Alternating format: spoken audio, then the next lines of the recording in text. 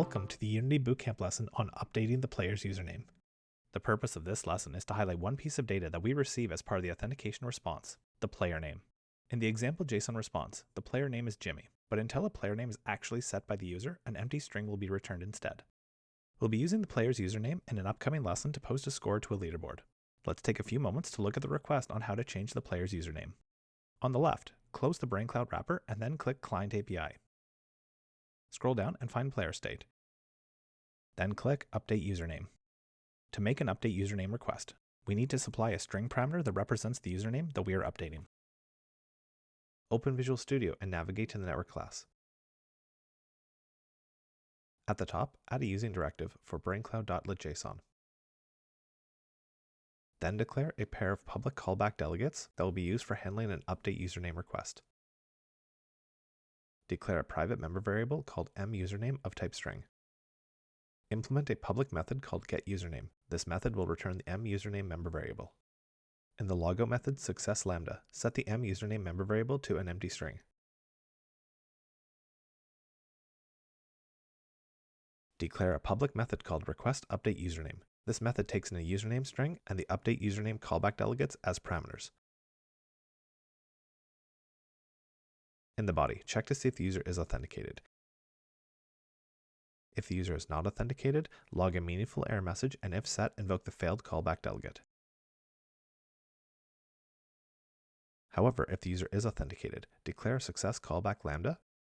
In the body of the lambda, log the response data. Then create a JSON data object from the response data. Parse the player name from the JSON object, and then set the result to the mUsername member variable. Then if set, invoke the success callback delegate. Next, declare the failed callback lambda.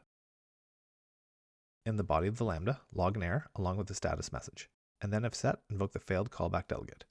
Finally, invoke brainCloud's player state services update username request. Pass in the username parameter and the callback lambdas as arguments. In the handle authentication success method below, we're going to parse the username if one is set. Create a JSON data object from the response data. Then parse the player name from the JSON object and then set the result to the mUsername member variable.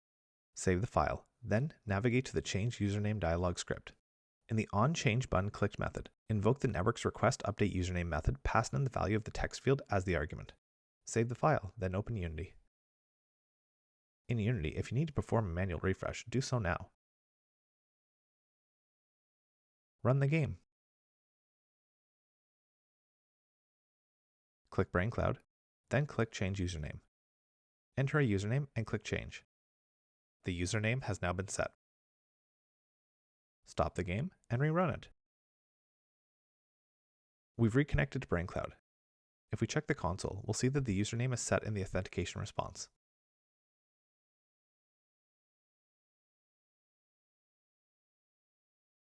Open the web browser and navigate to the brainCloud portal. On the left, click Users, then click User Browser. Notice that the first user in the list has both an email identity and a username set. An overview of the brainCloud Design Portal's API Explorer is the next lesson in the Unity Bootcamp.